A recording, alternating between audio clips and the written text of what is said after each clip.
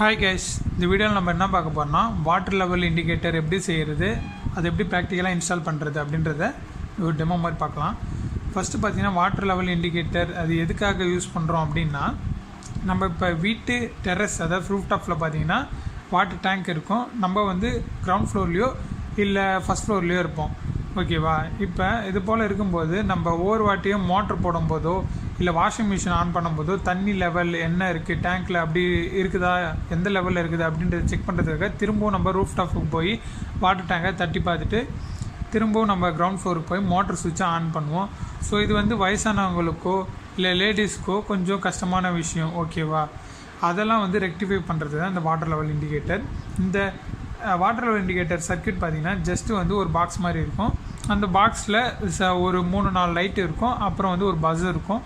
இது மூலயமா நம்ம வாட்டர் வந்து எந்த லெவலில் இருக்குது அப்படின்றத, அதாவது அந்த colour indication light LED indication மூலயமா நம்ம தெரிஞ்சுக்கிட்டு நம்ம அதுக்கேற்ற போல் மோட்டரை வந்து ஆன் ஆஃப் பண்ணிக்கலாம்.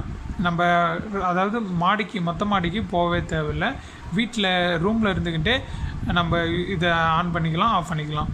ஸோ அதுக்கான சர்க்யூட் பார்த்திங்கன்னா அதுக்கு நீட்ஸ் என்னன்னு பார்த்தீங்கன்னா ஒரு 9 வோல்ட் பேட்ரி. ஸோ 9 வோல்ட்டுன்னு நம்ம யூஸ் பண்ணுறோம் அப்படின்றதால எந்த பிரச்சனையுமே கிடையாது. ஒரு 9 வோல்ட் பேட்ரி, அடுத்தது ஒரு BC547 டிரான்சிஸ்டர் வந்து ஒரு 3 பீஸ் வேணும். BC547 டிரான்சிஸ்டர் அப்படின்னா அது வந்து ஒரு பேசிக்கான டிரான்சிஸ்டர் தான், அல்லது BC548 கூட நம்ம யூஸ் பண்ணிக்கலாம். அடுத்ததாக பார்த்தீங்கன்னா எல்இடி இண்டிகேஷனுக்காக 3 எல்இடி தேவைப்படுது. ஒன்று பார்த்தீங்கன்னா red, yellow and green. Red பார்த்தீங்கன்னா எம்டி இண்டிகேட் பண்ணுறதுக்கு, எல்லோ மீடியம்மு, க்ரீன் வந்து ஃபுல் ஆகிடுச்சு டேங்க் அப்படின்றத. அடுத்ததாக ஒரு 6 பீஸு ரெசிஸ்டர் தேவைப்படுது. அது என்ன ரேஞ்சில்னா 330 ஓம் அல்லது 220 ஓம், அந்த வேல்யூவில் வந்து ஒரு 6 பீஸ் நம்மளுக்கு தேவைப்படும். அடுத்ததாக உங்களுக்கு பஸர் வேணும் அப்படின்னா நீங்கள் ஒரு பஸரை 5 வோல்ட் பஸரை வந்து கனெக்ட் பண்ணிங்க, இல்லை அதுக்கு கம்மியான ரேஞ்சில் கூட கனெக்ட் பண்ணிக்கலாம். ஸோ அவ்வளோதான் நீடு. அதோட கனெக்டிங் ஒயர்ஸ் தான் இதுக்கு முக்கியமாக தேவைப்படும். அதுதான் கொஞ்சம் காஸ்ட் அதிகமாக இருக்கும். மற்றபடி சர்க்யூட்டுக்கெலாம் ரொம்ப ரொம்ப சீப்பு தான். நான் பேட்ரி பார்த்திங்கன்னா உங்களுக்கு தெரியும் ஒரு 25 அவ்வளோ ரேஞ்சு தான் இருக்கும். அடுத்ததாக பார்த்தீங்கன்னா எல்இடி வந்து ஒரு 2 rupees தான் வரும். டயோடு பார்த்தீங்கன்னா 1 rupees அண்ட் டிரான்சிஸ்டரும் வந்து 2 rupees தான் வரும். ஸோ ஒரு சர்க்யூட் காஸ்ட் கம்மி. ஒயரோட காஸ்ட் பார்த்தீங்கன்னா அதுதான் கொஞ்சம் அதிகம். ஒரு மீட்ரு 5 rupees அப்படின்ற ரேஞ்சில் வருது. நீங்கள் இதுக்கு வந்து பிரெட் போர்டு ஒயர் யூஸ் பண்ணிக்கலாம், அல்லது ரொம்ப திக்னஸ் கம்மியாக இருக்கிற ஒயர் வந்து கண்டினியூட்டி வந்து எங்கேயும் ஃபாலோ ஆகாத, ஜாயிண்ட் அதிகமாக போடாத, ஜாயிண்ட் வந்து போட்டாலும் கரெக்டாக போடணும், கண்டினியூட்டி இருக்கிற மாதிரி செக் பண்ணிக்கோங்க. ரொம்ப திக்கான ஒயர் போடாதீங்க, ரொம்ப மெலிசான ஒயர் போடுங்க. ஸோ இந்த சர்க்யூட் பார்த்திங்கன்னா இதை வந்து பாஸ் பண்ணி ஸ்க்ரீன்ஷாட் எடுத்துங்க தேவைன்னா. இப்போ இந்த சர்க்யூட்டில் இது மட்டும்தான் நம்ம ரூம் உள்ளே இருக்கும். இந்த ஒயர் கனெக்ஷன் வந்து நம்ம மொத்த மாடியில் இருக்கிற டேங்க்குள்ளே போகும். ஓகேவா? இப்போ இதோட, அதாவது இந்த ரெசிஸ்டரோட வந்து நம்ம வீட்டுக்குள்ளே ஒரு நம்மளுக்கு எதில் தேவையோ அது கம்ஃபர்டபுளாக அதில் செஞ்சு வச்சுக்கலாம். இந்த ஒயர் கனெக்ஷன் மட்டும் ரூஃப் டாப்புக்கு போகணும். இதில் பார்த்தீங்கன்னா ஃபஸ்ட்டு பார்த்தீங்கன்னா ஃபுல் நான் சொல்லிடுறேன். இது வந்து டேங்க்கோட டாப்பில் வச்சிடணும். அடுத்ததாக மீடியம், எல்லோ கலர் லைட் வந்து டேங்க்கோட மீடியமில் வச்சிடணும்.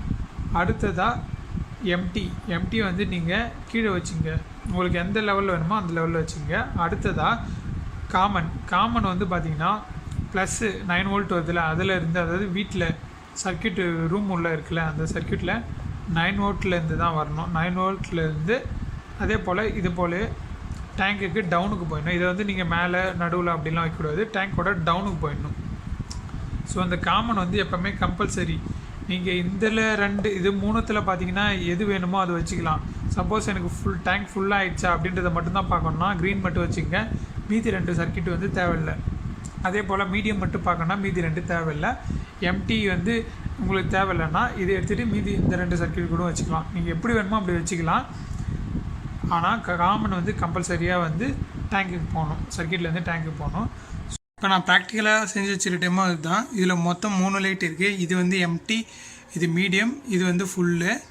இப்போ நான் இந்த சுவிட்சை ஆன் பண்ண உடனே வாட்டர் லெவல் எதில் இருக்குது அப்படின்றதுக்கு அடுத்து இப்போ வந்து வாட்டர் லெவல் ஃபுல்லாக இருக்குது.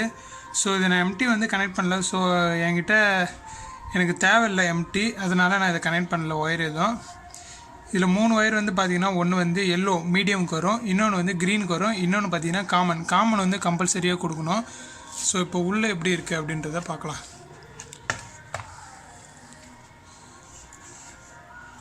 ஜஸ்ட்டு உள்ளே வந்து ஒரு 9 வோல்ட் பேட்ரி. அடுத்து பார்த்திங்கன்னா 3 எல்இடி வச்சுருக்கேன்.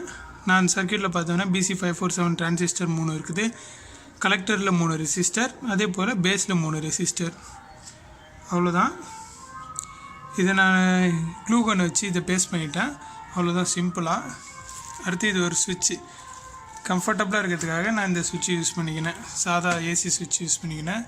ஸோ இப்போ லைட்டை வந்து நம்ம வேணுன்றப்ப ஆன் பண்ணி எந்த லெவலில் இருக்குது அப்படின்றத பார்த்துக்கலாம். எனக்கு வந்து 2 லைட்டு போதும், மீடியம் ஒன்று, இன்னொன்று வந்து ஃபுல்லு. மீடியமில் இருந்தாவே வாஷிங் மிஷின் யூஸ் பண்ணிக்கலாம். இது எங்கள் வீட்டில் பார்த்திங்கன்னா 1 டன் வாட்டர் டேங்க் இது. ஸோ அதிலே வந்து இது ஒர்க் அவுட் ஆகுது பக்காவாக. சில பேர் வந்து சொல்லுவாங்க இந்த சின்ன சர்க்யூட்டால் அவ்வளோ பெரிய லாஸ் இருக்கிறது, அவ்வளோ தூரம் டிஸ்டன்ஸ் வர்றதால லாஸ் இருக்கும், அதே போல் லைட் வந்து அக்யூரேட்டாக காட்டாது அப்படின்னு சொல்லுவாங்க. பட் ஆனால் ப்ராக்டிக்கலாக இதை நான் செஞ்சு பார்த்ததில் எந்த ப்ராப்ளமும் இல்லை. டேங்க்லேருந்து இந்த இடத்துக்கு வர்றதுக்கு வந்து 15 மீட்டர் இருக்கும், 15 மீட்டருக்கு மேலேயே இருக்கும், அது கம்மியாக இருக்காது. ஆனால் அக்யூரேட்டாக வந்து அதோட வேல்யூஸ் வந்து ரீடிங் இண்டிகேஷன் பண்ணுது. நான் அதை செக் பண்ணி பார்த்துட்டேன். ஸோ